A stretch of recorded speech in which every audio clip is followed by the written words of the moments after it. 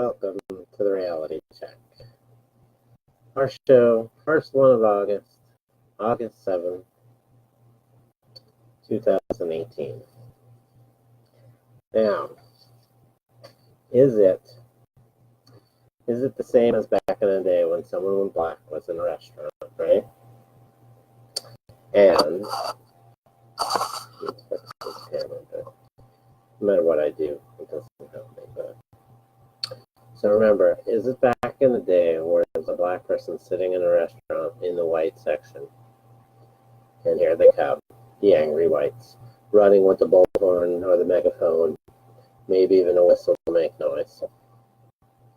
You know, first, if you're not a coach, you're not coaching any kids, or you're not a police officer, you know, doing traffic, and you blow a whistle in somebody's face, you should get punched in the face. That's number one. Yeah, that's what I think for that. But I'll say this. You just saw it. It was a black person in a restaurant, sitting in the white section, I guess. I didn't know we had this anymore, but I guess it was. And here come the angry whites. And they were blowing their whistle, making noise. They had their megaphone. And in the megaphone, they were yelling, F white supremacy, into a black lady's face. So a group of whites got violent, threw water and eggs. They were nasty to an all-black and Hispanic group of police because the black woman was eating breakfast. Where is the moral outrage from the liberals? You don't even need to see it covered on any show. MSNBC, CNN, any ABC, CBS. None of these places have covered the story I just told. I mean, are we back in the day of civil rights? Unbelievable video if you catch it. Unbelievable video of a black lady sitting down eating with a white guy. Maybe that was a problem. They don't like interracial couples there. I'm not sure, but to be attacked and with a whistle blown in your face and on the megaphone, white morons screaming F white supremacy into a black lady's face. I mean, it's just, do we get any stupider than that? Well, I guess we might. Now, next topic here. Alex Jones. Now, my personal opinion on Alex Jones, I mean, I'll get into it as we go along, I guess, but it is a right for a company, or they have the right to ban Alex Jones, whether it's Apple, Facebook, YouTube, Monkey, whatever the email thing he had. That's their business. You know, there are a lot of things that Alex Jones says I don't agree with. To me, I mean, if you take him seriously and you're getting mad at half the stuff he says, really, you've got the problem. The guy's more of a comical skit than anything. I mean, I don't take Alex Jones seriously. I mean, he's been live on the air in a hotel saying people are running after him and running down the corridor of a hotel. The guy's more comedy than anything. I mean, it's like, George Norrie and Art, the great late Art Bell at night. You know, half of that is humor. You get people calling in about the UFO and this and that, and they were abducted. And they're humoring. Half of that is humor. It's comedy, it's satire. You know, and they're not there. They don't even really give their opinion on that at the late. And that's kind of what Alex Jones is for the most part. So like I said, they have every right to ban him if they want. But, you know, is he worse than Brian Williams or Tom Brokaw? These guys weren't banned. Matter of fact, Brokaw was given awards and called a hero.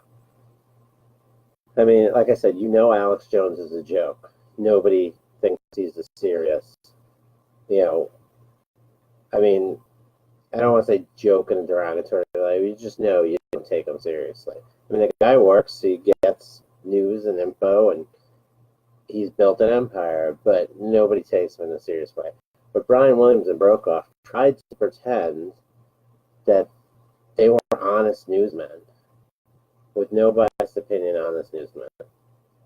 And then you got to think, maybe that pre-meeting that Zuckerberg had with the Senate, the House, maybe they were planning this attack.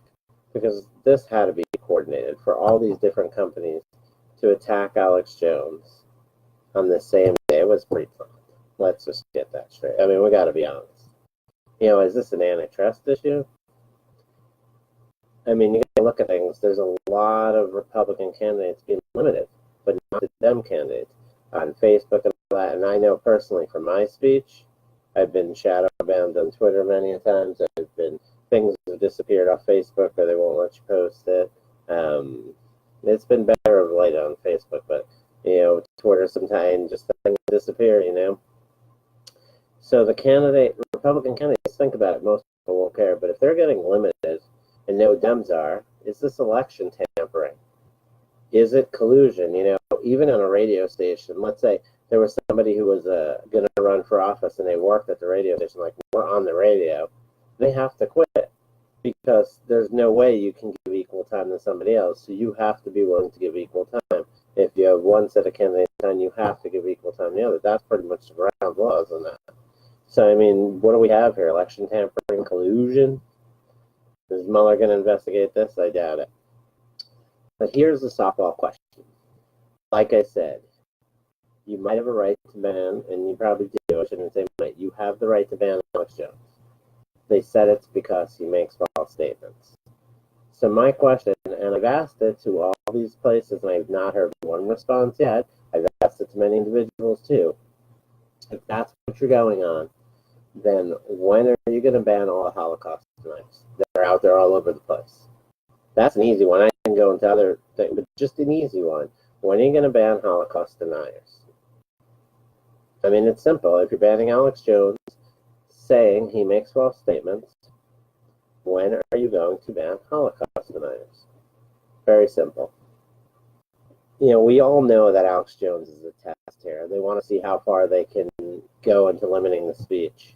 They test with somebody small, see if they can get away with it, and then they'll start going up the chain. Then it'll be the Michael Savage, the Rush Limbaugh, and on. Anybody they can get. And that's the way it goes. It's been done with countries like Britain. They banned Michael Savage, no reason at all. And, they realized it didn't go well, so it kind of stopped at that. But that being said, why limit free speech? So what if these places don't agree with him or whatnot? He's not inciting violence. You may not like what he says, but he's actually not telling anybody to go out and hurt anybody else. So what if you have different viewpoints? If your points are so good, as we hear from the liberal talking points, if the points are so strong, if you're the smarter party, then why do you want to end opposition speech? To me, the greatest way to prove a point is from that challenge. It gives me a chance to explain my point again and to see if it holds up to your challenge. And sometimes I can tell you it doesn't. That's how I change my opinion on things. If I say something that just doesn't sound right, or you have a good point and I can't defend that, then maybe I change my viewpoint a little. But as somebody who has opinions and strong opinions at that, I want people of the opposing speech. So, like I said, they can challenge me, make me better. I hear from people a lot. They're like, you always think you're right. Well, yeah, if I thought I was wrong, I wouldn't say something. So yes, I do think I'm right, but I am open to change. And I do when it merits it. So again, you want the challenge, you want to test out your points. But if you have no points, then I guess you don't want to hear others, and you just want to continue to believe what you want. And that is what we have here. So we'll keep an eye on that. It's very important because, like I said, they came for Alex Jones, and you weren't there to say a word. And the next next thing you know, they'll be coming for you. And you're going to look around, there's not going to be anybody else to say a word because they've already got them. So now, we have the UFC 227 review. Good card in LA last Saturday, 2 belts on the line. Both of those fights were rematches. We started out the card with Thiago Santos, who was 17-6, versus Kevin Holland, who was 13-3. It was Holland's first UFC fight. I mean, he had an exhibition UFC fight, like on the Tuesday Night Contender Series. This is his first real UFC fight. And I said Holland had too many tools, third round submission. It was a good fight, went back and forth. But Santos won with a unanimous decision. It was the right decision it was definitely the right decision. I think Santos won that fight pretty clearly. Holland just seemed at times like, I don't know how his fight IQ level maybe wasn't that great. Like, Santos was hitting him and he was just like, yeah, this doesn't hurt, this doesn't hurt. And that's great, but you're wasting your time there. It really doesn't matter when somebody's still scoring points, you know? I mean, think of it in any sport. That's like somebody hitting a two-pointer on you, and you're like, yeah, no big deal, no big deal. And they keep on hitting twos, and you're hitting threes every once in a while. And you're like, yeah, that two's no big deal. But at the end of the game, you've lost the game by 5 points, you know? And you can say it doesn't hurt, but at the end of the day, you lost. So, you know, Santos moves on, and hopefully Holland's young, and he learns from that one. Next fight, women's fight, was Polyana Viana against J.J. Aldrich. Now, I had Viana taking this fight to the ground and pulling away in the second round TKO. And in the first round, I mean, it looked like Polyana Viana, looked like she had so much more skills than Aldrich. Aldrich didn't even look that good, and Polyana she looked like at any time she could take it out. And what you had kind of was, Polyana just had no urgency. As the rounds went on, she just really had no urgency. She was like there, like, yeah, I can hit her when I want to, but I'm not hitting her that much. And then Aldrich just kept on working and working and working. I mean, it was kind of like, you know, the tortoise and the hare. Here's Polyana. She was the hare.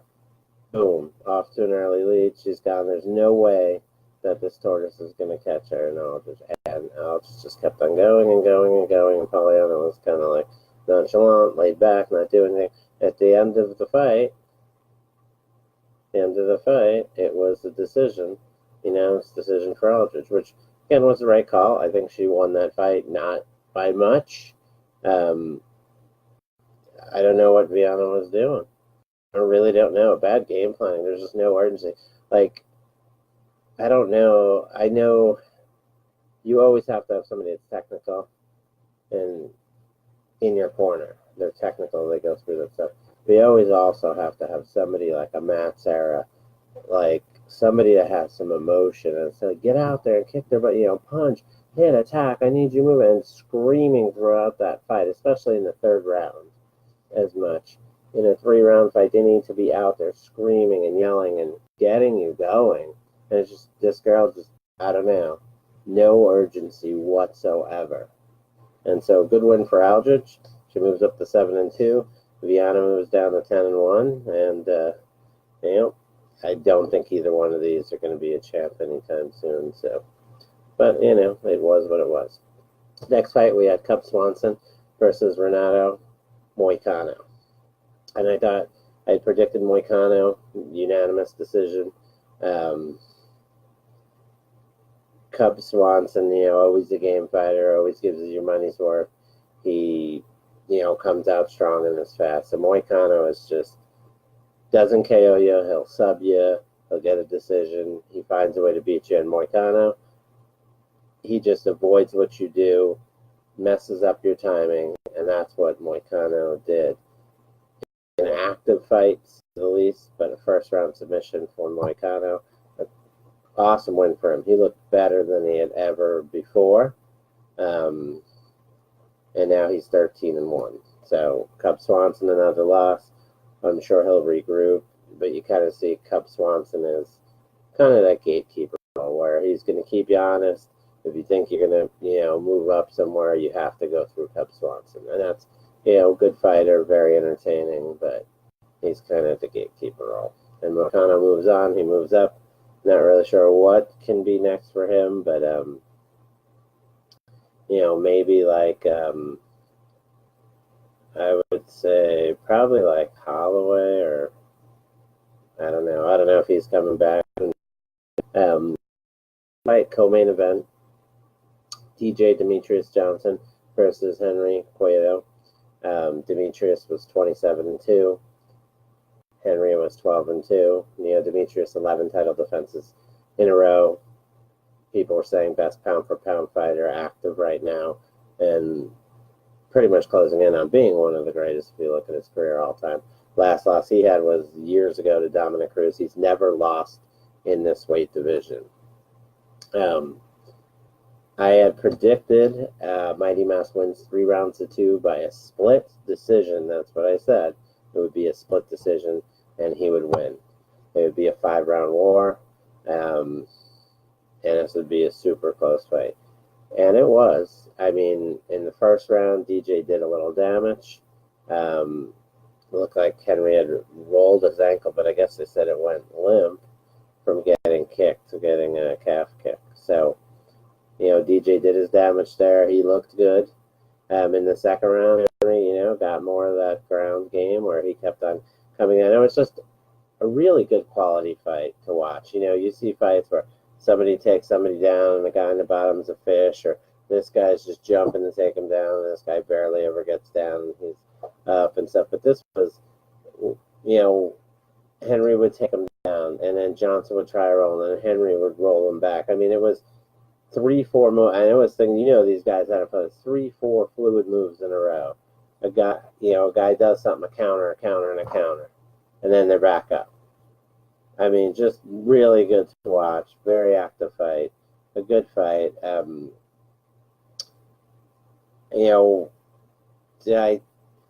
The judges, I think they got it. I don't know. If it's a regular fight, I think that's it. I think Henry did enough to win.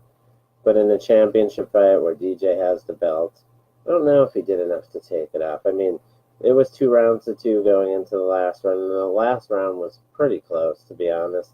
There were points where DJ had his part. Henry came on stronger at the end. I mean, I don't think that's enough to take away the champ's belt. So I'm going to say it's a bad decision. It was an iffy decision. I mean, if I had to pick a guy, I'd say Henry won it, but I just always think when you're a champ, they have to do just a little bit more. You can't really have an even fight. You got to take that belt away. So Henry's a new champ. I'll probably see a rematch, I'm sure. I'm definitely sure it will probably. Probably, maybe, almost sure. Now, we should see a rematch as long as both guys are healthy to go. I would see no reason why not. I mean, you're talking about DJ Mighty Mouse is 11 times he defended this belt, and to lose a decision like that close, yeah, he should get a rematch. I have no problem with that. To be honest, for Henry to move up, I don't think it's a good idea. So, main event, I'm going to stop there before you give anything away. Main event was TJ Dillashaw versus Cody Garbrandt. Remember the first fight? Cody almost knocked out TJ. He pretty much got saved by that bell in the first round, and then TJ came out, took it to Cody, and that was the end of the fight. Second round knockout for TJ. And I thought this fight, we know Cody has the great speed. Both guys hit hard. And I said no surprise if it went either way. And this was very similar to the first fight in the beginning. I mean, Cody Garbrandt hit TJ hard. I mean, you see the swelling on his eye after the fight. I mean, he hit him with a shot. But I think you saw the difference between the two fighters. I think Cody's slightly faster than TJ. And he has slightly more power than TJ. But TJ's advantage is he could take a shot. He took that shot, and he kept calm. That was a huge shot. His eye was messed up, and the Garbrandt hit him hard. But you saw when TJ hit Garbrandt, he was dazed for minutes. I mean, he got hit later, and then he just got finished. So it ended up being first round knockout for Dillashaw. Almost just a sped up version of the way the first fight was. And so that rivalry is pretty much going to be over unless Garbrandt can do something. If TJ maintains the title, man, he's been pretty dominant if you think about it. I mean, he's had a pretty dominant run here. I think that, the only thing really is if Dominic Cruz is healthy. Dominic Cruz and Dillashaw have to fight. I mean, pretty much the winner of that you can consider probably the greatest person at that division ever. The only person recently that TJ's lost to has been Dominic Cruz. And Dominic Cruz did lose to Garbrandt, but I think he was hurt in that fight. And, he's only lost twice in his career, Cruz. So, you have huge resumes, huge interest for a rematch there, a huge title, obviously, implication, title fight. And for Garbrandt, man, he just seems to have a glass jaw. When he's hit hard, he has trouble. Both times Dillashaw hit him hard, he just didn't. And this time it looked worse than the first time. I mean, Dillashaw hit him with a decent shot, but man, he was just you could just tell he was barely standing on his feet after the first one, and he couldn't recover. And it's strange because you saw Dillashaw get with even a harder shot. He recovered pretty quickly. But Cody just got to do something about that. It's a glass chin, and it's not going to go well for his career. I mean, anytime you fight somebody with power, they know go for the home run. So that was it. Like I said, for Dillashaw, Cruz would be a good fight. For DJ and Henry, I think they should rematch. Henry going up to fight TJ, I don't think that's a good fight for him. And that was it. That was UFC 227 review. So next up, we have, I guess, some comedy here. So some clowns voted to take the Trump star down. Now, yes, they wanted to take the Trump star down. You heard that right. So, where do I begin with this nonsense? Trump's Hollywood star has been destroyed a few times, and so they voted to take it out. And so if they said it was because it was a security risk, that would be one thing. But the vote was predicated on the way Trump treats women. So they're saying because Trump treats women poorly, his star should go down. Now that I find absolutely ridiculous. I can't even say hilarious. You are telling me you're taking Trump stars out for the way he treats women, which, I don't know, doesn't seem like he treats them bad. He might talk to them inappropriately, but most of the time those are people that attack them first. Actually, they were all people that attacked them first. I would just say his language is kind of childish. It really is childish in most of his cases. But just because he's better than that, he should know better and respond better.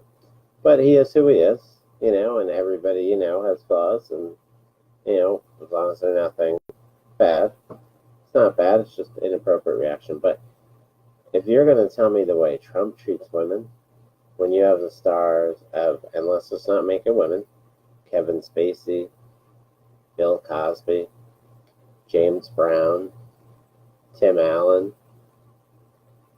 I mean, you have that group right there. 3 of them been convicted on major crimes. And Kevin Spacey, we all know about Kevin Spacey. All of a sudden, he's quiet. So it's embarrassing. It really is. It's humiliating to even have a vote on that. And just say, we hate Trump, and that's why we don't want his Hollywood star there. It would sound more honest than this asinine. It's embarrassing. Sorry. Have some intellectual honesty. Have a moral compass. you know. So next, Dianne Feinstein. We all know her. We know her in Arizona. You know her in California. I don't know how much of the rest of the country knows her a lot, but comes up that the Chinese spy was working for her. Now, back in the day when we got these spies, right? They'd be arrested, kicked out of our country. I don't know. Fired from their job. That's what happened to spies back in the day. But the investigators, they concluded that it was Dianne Feinstein's driver, hadn't leaked anything of substance, and Feinstein forced him to retire. So another guy that probably got full benefits.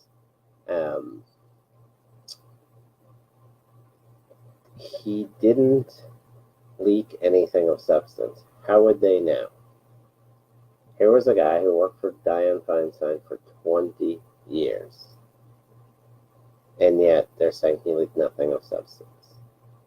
Do you think that the Chinese, if they had this asset, would have him there for 2 decades and not get anything out of him of any real value?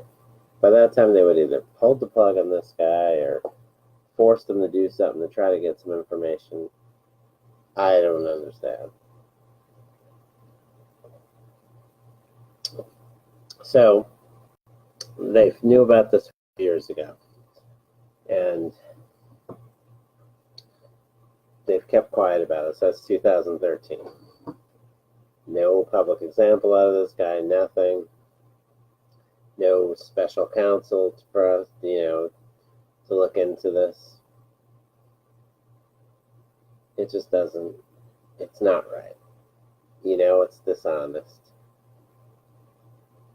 Now, not only is it ridiculous to believe that she is a spy and he had no information for 20 years and they kept him there. It's just absurd on many fronts. The fact that she is the chair of the Intelligence Committee, of our Intelligence Committee, Dianne Feinstein, is the leader of our Intelligence Committee. The leader. Is the leader of our Intelligence Committee. Did not know for 20 years she had a spy. So that means they had no idea at all. Because you think if they had any idea, she would have known about it and they would have got her out of danger. Now, during that time, how many CIA sources in China were killed or imprisoned? Anywhere from 15 to 20.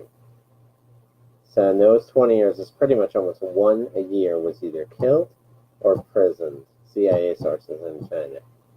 But yet, nobody knows, nobody thinks that this spy gave up any information to China. Because he didn't know anything, because we know how tight-lipped Dianne Feinstein is.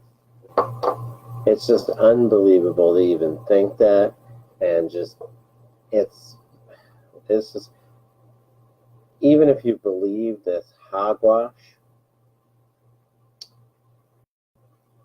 there should be an investigation into it. Where's our special counsel? And if we're so on, how come in 2013, when they found out about this, nobody was made aware of it in the public? That there was a spy working with Dianne Feinstein. So anyway, recently you've seen, like, the first story I talked about, a black lady eating breakfast getting attacked. You've seen ICE agents getting attacked. You've seen policemen getting attacked. On and on. Supporters. So you think that this might be their midterm strategy here, right? You have Obama and Valerie Jarrett and Tom Perez, DNC leader, right? Obama's got his full strategery working in their house with all these employees working. It's disobedience, right? Civil disobedience. Nothing new from when Obama was president. Incitement of violence. And now, suppression of opposing or opposition voices.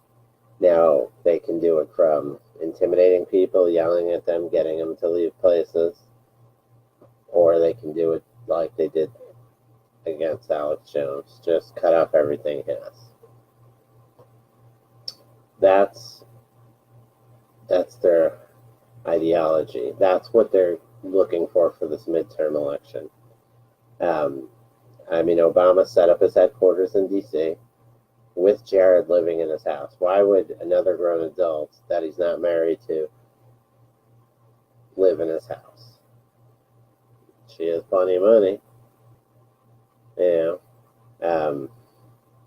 his buddy Perez got full control. They kicked out pretty much everybody that was there before, and now Obama cronies are there. So you got Obama's people in the media doing his dirty work to this day, silence the other voices, target, harass Trump supporters. All coordinated, all in the Saul Alinsky techniques that, if you read the book, you know about. Typical Obama. You have Media Matters, of course. He's got full control of that. And now he has that private militia that he talked about, Antifa, for more violence, suppress the voting. Remember the Black Panthers we had back in the day with their clubs, and they got away with anything. You whip up the Dem voters by lying to them. You keep the racial division. It's a war on women. It's babies. It's this and that. And that gets your Antifa people angry and violent, and they cause fear in everybody else. So maybe these people don't come out on election day because they think they're going to get hurt. Maybe these people take off their bumper sticker because they think their car window is going to get broke. Look, we've seen people get hired for newspapers that are blatant racists. And oh no, they're a minority, they can't be racist. This is all surrounding Obama and his narcissism. He has his people here, he has his people there, and he thinks that he's going to take this over again. I'm not saying he's running or anything. He's just going to get people in that want his agenda. This is his most important thing, if you don't realize. This is his legacy on the line. His entire presidency was an illusion, pretending it was successful. And Trump came in and not only overturned stuff, but he's destroyed Obama's presidency. Within 2 years, he's destroyed the majority of it. And most people that are honest know Obama's a liar, a cheat. He didn't like America much. It wasn't just that he was a bad politician. And this drives Obama. He's so angry. Look, they tried to rig the last election. We know that. They got Bernie Sanders out of there because they didn't think he'd win. Then they pushed Hillary up. Then they had a backup plan. You know the plan. He weaponized the IRS, right? The EPA.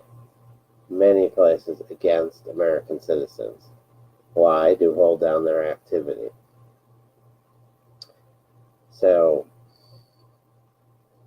this is what we have here. This is their agenda for the midterms here, and everyone better keep their eyes open and be careful, because it's getting more violent. And if you're not agreeing with a certain crowd, a story later on that It's crazy. Almost backs up to a T. It's crazy how insane it is. So the other day I was reading about, I don't know how people are familiar with, but let me get a drink here. I know people know Anonymous, the hackers. They got around hack stuff, and the first thing, they didn't like Trump at all.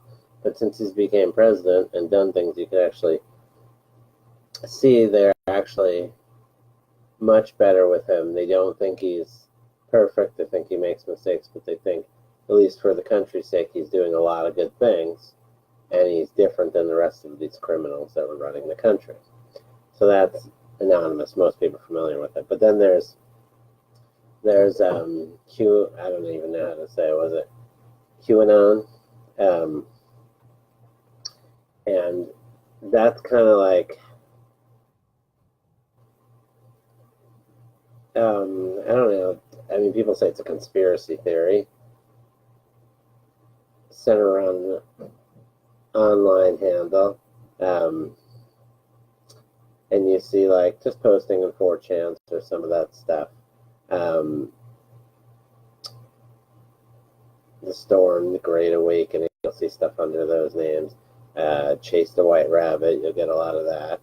And a lot of people say it's a conspiracy, baseless, unhinged. A lot of things of what Q talks about is the deep state. The coup against President Trump. A lot of Hollywood actors and politicians and officials are engaged in international child sex trafficking ring. So they've talked about people being arrested and sealed indictments and stuff. And so for the Q part, like I say, a lot of it's just kind of common things that people say, and it can go either way. It's not really bold predictions, and they're saying a lot of things that are common sense. And a lot of that stuff, you cannot agree with it, but it's, there's a lot of pedophiles. Hollywood people have been arrested. There's more. That's always been Hollywood. So to say that, it's not, people have known about the casting couch long before Harvey Weinstein. They know about the kids, acting that have been abused. It's like almost like the Bill Cosby thing. Everyone's like, this was America's dad and such a great guy. But anybody around that time who paid attention, you knew what a sicko this guy was. There was a guy who was married who was spending time at the Playboy Club, and complaints from those women, he was attacking them. Where he's supposed to be with his wife, he's at every club, every nudie place he can get his hands on chicks. And that's supposed to be America's dad? No. So we've known about some of this stuff. So QAnon is, a theory, supposedly somebody who's on the inside, somebody who's, in maybe military intelligence or stuff, and they're kind of just spilling some secrets. Most of it's stuff that's just not happened, like Hillary being put in jail and all these sealed indictments and whatnot. So, some of that might be misleading or whatnot. So what I'm getting here is, the other day I was reading a story about, and you see it all over, how Anonymous, they don't like QAnon, and they are saying that they're going to declare a war against QAnon, whatever you want to call it. Now, it's very interesting because if you look at the official verified Anonymous channel, they've said nothing about this attack. They've always just basically work against the global elitists, fight corruption. That's what they're supposed to be doing. And they've actually been pretty positive on Trump, like I'm saying. And I don't think they mind the QAnon movement. I'm sure they think it's very exaggerated, and that's the way I believe it. But all of a sudden, for this come out, and you hear these people say that Anonymous is after QAnon. And it's just not honest. I think that it's probably just a few frauds who pretend that they're anonymous, and at the end of the day, they'll be exposed. Because it just doesn't make sense how that came out like that. But, not exciting news. Just a very interesting story. I read about it. And hopefully it opens up some of you knowing about both sides of that. So we have, everybody knows Shaky Schiff, Adam Schiff. Here's a guy who says that Trump should be impeached for collusion. Yet here's a guy who was on the phone like a lapdog, getting all hot and bothered because he thought that some reporter was telling him they had nudes of Trump, and this guy was like, "Oh yeah, I'm gonna get the committee. Yeah, I'm gonna call you back and we'll get the committee. The committee, we want to see these pictures of Trump. Yeah." And the guy couldn't even contain himself on the phone. I mean, he probably would have crapped his pants if he saw these pictures. But obviously it was a fraud. The guy got duped. So that's Adam Shaky Schiff. Always with his bull, coming out with his report, don't come out this way, and usually nothing. So Schiff the other day opened his flappy mouth. Shaky was shaken out. He said that Trump's been in office for 18 months and he still doesn't have a science advisor. So he wants to help. And this is basically regarding the big California wildfires. Now, Trump said the other day that the California wildfires were made much worse by the environmental laws, which don't allow for water to be properly utilized. It gets diverted into the ocean. You have to, clear the land. Everybody knows, you want to clean up like they tell you to do at your house. Clean up, keep, things that could be burnable away from your house. They tell you that as a person, but as a government, we don't follow those rules because of, Environmental Protection, EPA. So Shaky Schiff said that the environmental protections have nothing to do with wildfires in California. Climate change does. We're not going to let you use fires as an excuse to clear out our forests. Or clear cut our forests, I should say. Now, firstly, climate change has nothing to do with a wildfire. Show me some evidence, please. Nothing to do with this one. Now,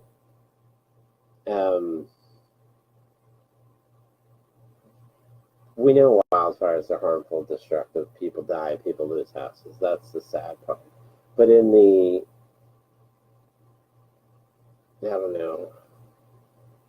grand scheme of it, wildfires are part of nature. I mean, we could contain these better if we maintained our forests better. It would keep these things contained so they wouldn't hurt the people that actually, people that have homes, communities and stuff. They could just kind of maintain them where they're at and have better control. But the wildfires, like I said, are part of nature. Nutrients to the soil by burning the dead and decaying matter. Because you got to wonder, how many of these wildfires we have, how come we keep on? And I know it's not cleared out, and that's what it needs to be. Clear cut, everything needs to be better, maintained. When you let stuff grow wildly, stuff on the floor, stuff touching this, stuff touching that, because nobody's allowed to go in there and do anything, because God forbid, the EPA might get you. It makes those fires worse. But in reality, if we had it controlled, the burning, the fire itself gives nutrients to the soil. It kills decaying matter. It's almost like a disinfectant. It removes plants that are disease-ridden, harmful insects, all gone. That thick undergrowth, all gone. So that clears up the area and allows the sunlight to the floor, and that's what helps everything grow, right? So what you have in California is the government got in the way because they thought they knew better, and here comes your wildfire. It's just, not that it's avoidable, but if you just got out of this silly stuff and you just took care of the forces the right way, you'd eliminate a lot of these problems, and people wouldn't have to lose their homes and die. You can maintain it. Now, the only problem you do have in these cases is you have morons, and most of the fires are started by morons doing stupid stuff. That, unfortunately, is something you can't control, besides arresting them after the fact, unfortunately. But if you cleaned it up, like I said, you can control the fire. And like I was telling you before, people that live in those areas, they're always getting notices from their city, their town, clean up your dry brush. Keep it away from your house. And then what happens? There's a plant or something, or a tree that you need to cut down, and here it is. If you do that, you're going to be in trouble. You cut down this tree, you're going to be fined. You could be arrested. That's the problem, you know? Between the stupid people that start these fires from throwing cigarettes out windows or thinking they're starting a campfire because they're hiding out from something, that's what ruins the environment. One of the biggest things, I should say. And these forest fires could be held up, controlled a lot better. You know, and you got idiots like Adam Schiff talking about stopping Trump from cutting the forest, you know, maintaining the forest. This guy's an imbecile. Now, coming back to almost one of my stories from before, interesting enough,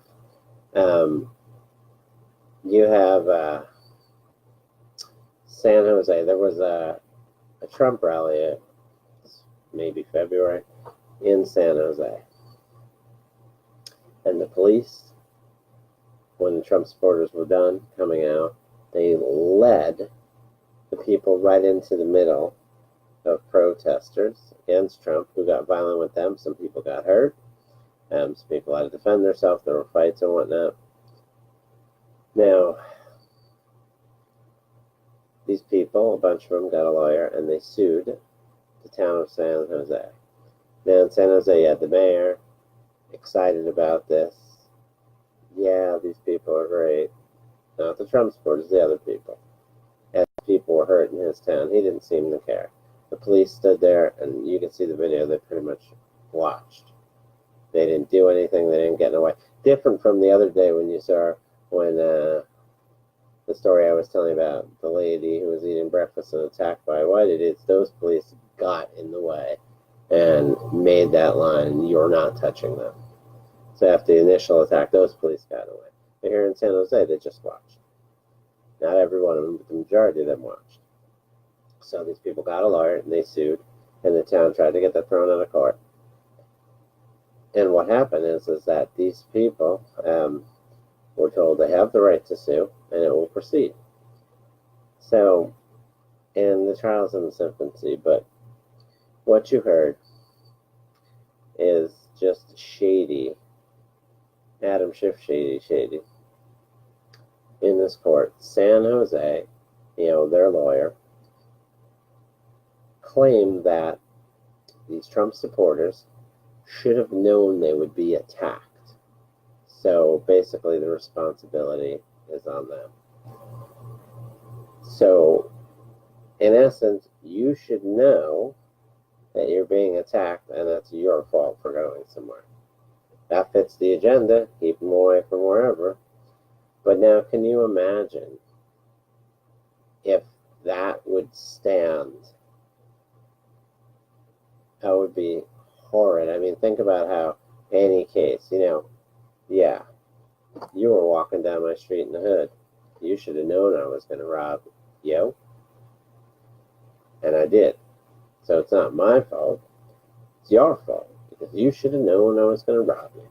Is that what we're coming to in America? Not only sad, but disgusting. And definitely true that it's sad and disgusting. and it's happened. So that's a case we have to follow. San Jose. Now, school supplies. Most people in Arizona, they're back to school. In New Jersey, where I grew up, it's usually the day after Labor Day, school starts. So, what is interesting about school is we pump so much money into schools now. Tons of it. We just pumped over $1 billion in the schools in Arizona. Teachers getting raises and whatnot, and that's good. I don't begrudge them getting paid, but there's so much money in schools. I mean, you look, I've seen schools that have 10 to 15 vehicles. What does a school need 10 to 15 vehicles at? Are they teaching that many driver's ed class with trucks, with this, with that? It makes no sense. Now, back in the day when we went to school, we really got very little supplies from our parents. It was pretty much show up in your clothes and go to school. So nowadays, they say they don't have the money, school supplies, which I have no problem with. Whatever my kid needs, I don't have a problem with getting.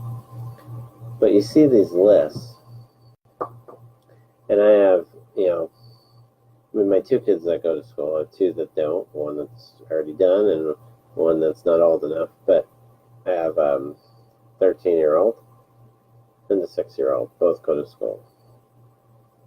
And I mean, the list that my little guy brings home, I mean, you need tissues, you need toys, you need pencils, you need this type of book, you need that, you need 5 highlighters, you need Sharpie markers, you need Crayola crayons, you need Lysol wipes, you need this, and everything is not like just here's the things you need, get them. Everything consists of a name brand. It's like you need to bring that. Like, I don't know if they're getting sponsored or if that's what their wishes are. They want that, or it makes no sense. But you look at the list and they're like $100+. It's getting kind of steep. $100 just, and some of the stuff I don't. They need card stock. I don't understand how we have so much more money in schools today, and then all the donations that schools get way exceed what they used to get. From Fry's donates, out here at the grocery store, you can, whenever you buy something, part of that gets donated to the school. There's through Amazon, you can do Amazon Smiles and get money donated to your school. You can buy this and that, a mattress or whatever, and donate it to the school. Every month you're getting this paper with the book club. That money gets donated to the school when you buy a book. And then the volunteering, like, there's a lot of volunteering people do and give up their free time and stuff. I know I volunteer for stuff. Last year I taught JA, Junior Achievements, for a kindergarten class. And this year I will do the same. I will teach another JA stuff. Love to do that stuff. It's fun. Love to see the excitement on the kids' faces. But with all the stuff that parents are giving time and supplies, money, it's something isn't right. Now, what I know from talking to people, and out here we have the Red Fred movement, they want to tax some people more and to get more money in the schools. But from what I know, is the money's there. It's just bundled up in silly stuff, and you can't use it. If you need paper, you necessarily can't buy paper, even though you have a lot of money. You have to buy something else because they put it like this, and you can't change that. And it's just bureaucracy like anything else. And that's sadly the case. It's amazing. Like, so I'm a buyer and reseller. I go to lots of auctions for a living. I buy storage units and whatnot, but auctions specifically here. Some of these things are schools or whatnot, state, and the money that is wasted on stuff you see being auctioned off, it's crazy. Like, I mean, I could tell you there's literally schools that sell off at an auction probably a few $100,000 a week that were for printers. Now, did they order too much? Did they change the printers every year and they're running 3 years of ink and now the ink's no good because you have a new printer? I mean, just that alone, you can tighten the budget. And then, like I said, with these vehicles, I don't understand it. You see, I don't know, it was different where I grew up. Our school had no vehicles. I don't even think our high school had a vehicle. But here you see schools, and these campuses are so gigantic. And they're all saying they have no money, but they're building new buildings everywhere. It's just, something just doesn't make sense. Well, that's enough of my school rant to the back to school one. Now, Kelly Ward. Kelly. What was that from, like, Cheers? Woody Harrelson. He was singing this Kelly song. Chemtrail Kelly, as I like to call her. Yeah, her and Martha McSally. I'll go with the top two there. We can name other candidates, but they're really our top two here for a senator spot in Arizona. Martha McSally, first female pilot. She led a mission, flew a mission, led a mission. I supported her in a run when she was in Tucson, and she's decent, but she's kind of soft. And I knew in Tucson that's kind of what you have to be. If you're going to be hardcore, you're probably not going to win much in the Tucson area. It's very liberal. I get that. But now running statewide, she's still kind of soft. And I was getting to the point of, maybe Kelly Ward. Do we have many options? Maybe Kelly Ward. Because it's definitely not going to be Kristen Sinema. Sorry. I mean, although she's not horrible, she's kind of similar to Bill Clinton in the way of she'll try to pretend she's reaching out to the other side, at least do enough stuff to stay somewhat neutral, but she's most left-leaning. I mean, a few years back she hated soldiers and whatnot. Now she's moved over to the middle. She knows it's better to be a centrist, smarter. But for Kelly Ward, I mean, just when I'm telling you, you're like, maybe Chemtrail Kelly might be the one we have to pick, then she melts down. So the other day, Arizona Central gives their endorsements, and they endorsed Martha McSally. Now, to me, if I'm Kelly Ward and running her campaign, I like that. I'm going to come out and say, now you see, if you want somebody who's strong in everything, you can't vote Martha McSally, because even the Arizona Republic endorsed her, and you know how soft they are, and you know how leaning they are. They're beyond the left wing we're at. And that would be good for you. That would be a good campaign ad. That would be a good way to go. But nope. Here comes Kelly Ward, who is a doctor, and has a meltdown and gets all mad because the Arizona Republic endorsed Martha McSally. Did she want that endorsement? I mean, really, why would you care? I'm telling you, I would not want the endorsement. I'd be way better off if they didn't endorse me if I was running. I would think that would be, the way to go, but that's just me. What do I know, right? Who knows? But I would not want the endorsement. So there was nothing to see here, folks. No voter fraud. There was a Georgia primary the other day. 276 voters are in their area, small area, and 670 ballots were cast. It's okay. Nothing to see here, right, sheeple? We don't need voter ID. There's nothing wrong there. It was like I remember a few years ago when Romney ran against Obama, and there were actually areas in Ohio that had over 100% voting.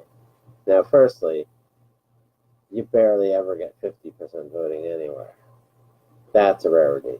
To get 100% would even be more rare, unless you're talking about that Punxsutawney Phil city where there's whatever that first city that goes, and there's 8 people there, and they do it. It's like a TV show, almost them voting. But besides that, there's literally there's no 100% voting anywhere.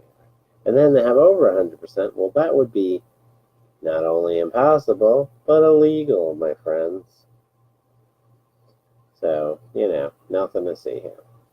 Anyway, we will have a safe and happy week, and we will see you next week.